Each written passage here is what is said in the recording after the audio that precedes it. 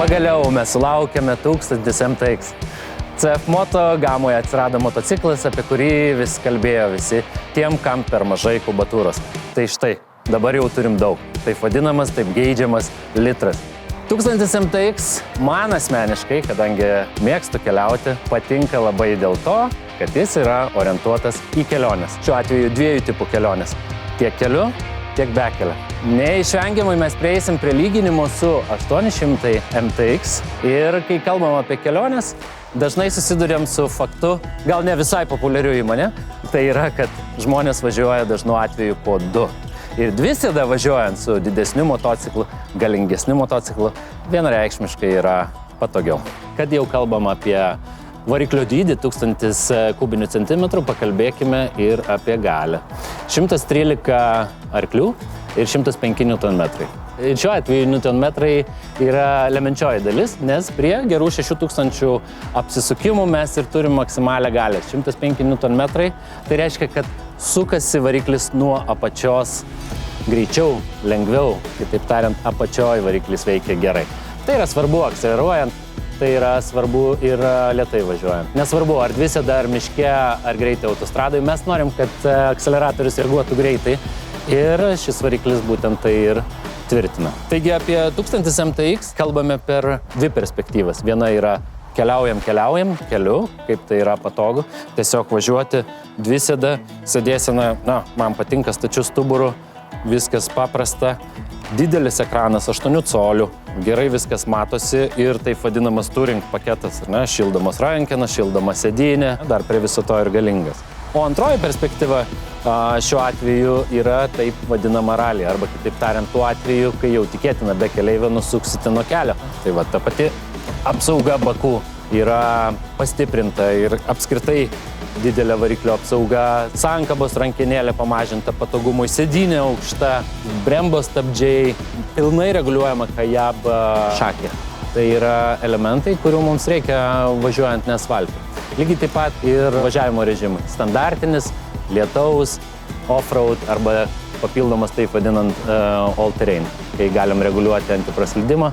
Beje, pavirtimo ABS bet kuriuo atveju čia veikia ir off-road režime jį galima išjungti.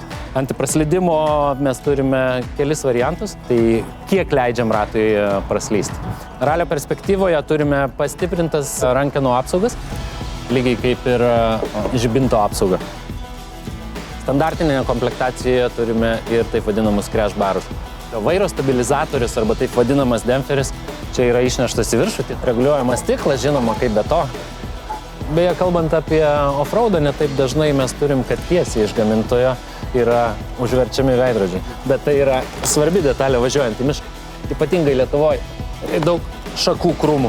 Galvodamas apie bekelę, gamintojas iš karto standartiniai komplektacijai gamina sutvirtintas ir platesnės į off-roadą orientuojam pakojus. Dažnai mes norime modifikuoti, kad tai būtų, o čia ir dabar. Na ir žinoma, ar kelyje, ar bekeliai, quick shifter arba greitas įsijungimas be sankabos vienareikšmiai čia yra ir jau šiais laikais priklauso jam būti. Kalbant apie kelioninį patogumą, šis motociklas yra pritaikytas kelioniniam daiktadėžiam.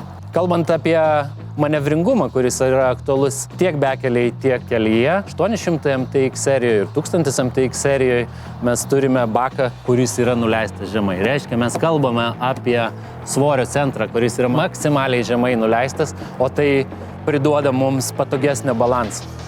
Ir žinoma, dažniausiai, kai kalbama apie didelės kubatūras, žmonės kalba apie oi taip galingas, bet sunkus daiktas. Šiuo atveju ar 800 MTX, ar 1000 MTX svoris yra tas pats. Jeigu matuoti sausai svorį, 198-199 kg tik tais.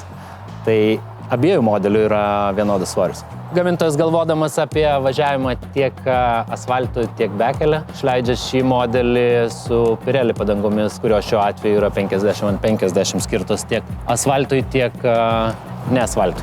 Kalbant apie ratų dydžius, 21 colis yra priekyje, yra tai, ko siekia visi norintys važiuoti į bekelę. Šiais laikais dažnu atveju to jau nebebūna, bet 21 colio ratas lyg tai etalonas. Atseit be jo negalim pervažiuoti kelmo, ar ne? Galia 18. Ar pasijus tai važiuojant visada link Mongolijos? Tikriausiai ne. Ar Mongolijoje važiuojant per Astą pasijus? Tikriausiai taip. 21 colis yra gerai. Geriau yra negu nėra. Skamba išties gerai, ar ne? Daug privalumų, daug galios, naujas modelis. Toli galima nuvažiuoti, kad ir iki Mongolijos dviese. Bet galimai ne visą tai yra išties reikalinga jums. Kaip kad, pavyzdžiui, atsisakykim dalies komfortą, nevažiuokim dviese iki Mongolijos, neturėkim šildomos sėdynės, šildomų rankų, papildomų apsaugų, bet vis dar labai daug agresijos, pakankamai daug galios ir galimybių offroad'e. Su šiuo modeliu 800 MTX sutaupysite porą tūkstančių eurų.